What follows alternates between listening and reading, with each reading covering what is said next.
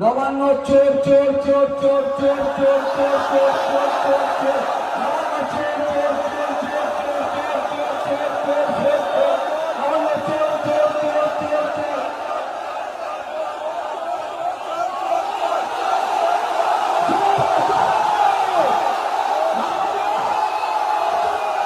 এতটুকু মনে রাখবেন, আপনাদের এই নৌসাদ ভাই তার বীরত্ব গদি ছেড়ে রাজনীতির ময়দানে এসেছে, তো সহজেই অফসাইডে কাউকে আমি গোলও করতে দেব না।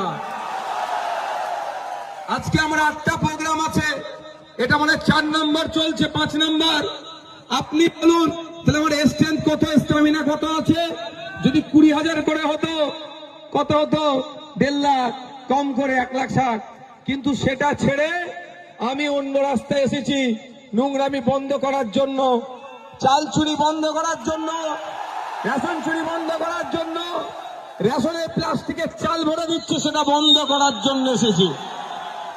বাচ্চাদের মিড ডে মিল চুরি হয়ে যাচ্ছে, 84 স্কুলের স্কুল ড্রেস চুরি হয়ে যাচ্ছে, খাতা চুরি হয়ে যাচ্ছে, বই চুরি হয়ে যাচ্ছে, সব চুরি এরা করে দিচ্ছে চুরিকে বন্ধ করার জন্য। তাই বন্ধুগণ স্লোগানিং পড়ে দেবেন, ভাই স্লোগানিং পড়ে দেবেন। শুভেন কি অমিত শাহজির দেওয়া সিকিউরিটি নিয়ে ঘুরছি, যদি সাহস থাকে ছেড়ে দিন, রাজ্য সরকার তাহলে দেবে, এটা বলেছে তো। শুনে জানটা একদম ঠান্ডা হয়ে গেল, তাই না? কত তার মানসিকতার কথা বলেছে। এই ধরনের রাজনীতিবিদ হওয়া দরকার, তাই না? আমি চাই এই ধরনের পরিণত পরিপক্ক রাজনীতিবিদ পশ্চিমবাংলায় বেশি বেশি আসুক।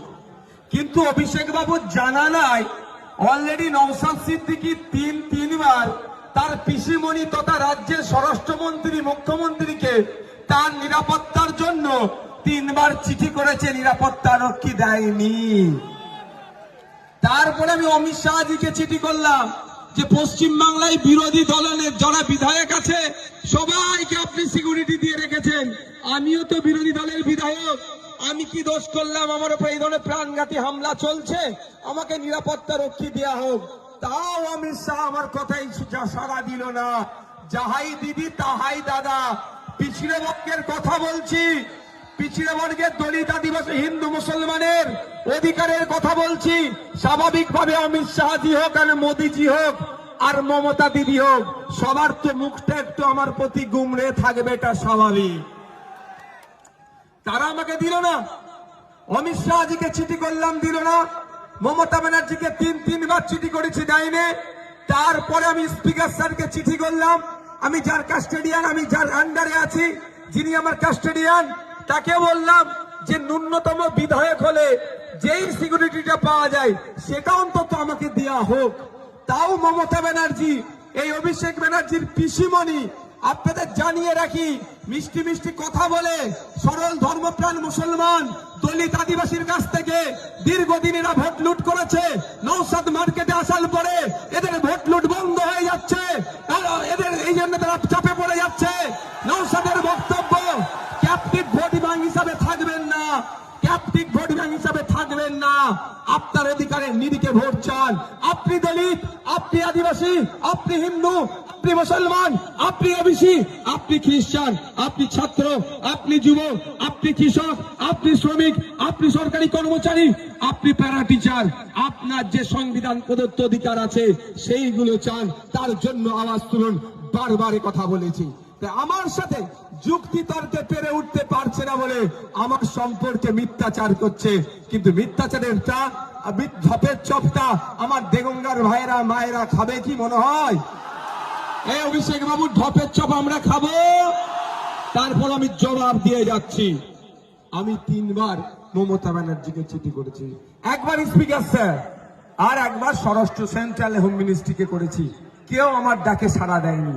কিন্তু আমি তো চুপ থাকার ছেলে নয়, সোজা আঙুলে না ঘি উঠলে কি করতে হয় আঙুল, আমি সেই ছেলে। পেনের খোঁচা দিতে একটু বেশি পছন্দ করি। আস্তে আস্তে তো আমাকে 2টো বোন 2টো পেনও গিফট করেছে, দেখো সব ছেড়ে এসেছি, পেন আমি ছাড়ি না, পকেটে ভরে নিয়েছি, বুঝতে পেরেছো? এই ছেলে তো 5 টাকার পেনের খোঁচা খুব ভালো লাগে আমাকে দিতে। আমি 5 টাকার পেনের খোঁচায় আইনি লড়াইয়ে গেলাম, কলকাতা হাইকোর্টে গেলাম, আমি যত কটা চিঠি যেখানে যেখানে করেছি সেখানে সেখানে দিয়ে দিলাম। দিয়ে দেওয়ার পরে কলকাতা হাইকোর্ট সিআইএসএফ কে নির্দেশ দিল, ইমিডিয়েট একটা টাইম বাউন্ড করে দিল। এর মধ্যে নওশাদ সিদ্দিকীর কি থ্রেড আছে, থ্রেডের বিশেষে একে নিরাপত্তা রক্ষী দেওয়া হোক। এবার বলুন, আমি অপরাধ করেছি না আমি ন্যায় পথে আমার অধিকার আমি বুঝে নিয়েছি? এই বলুন, আমি লড়াই করে আমি আমার অধিকার বুঝে নেব না?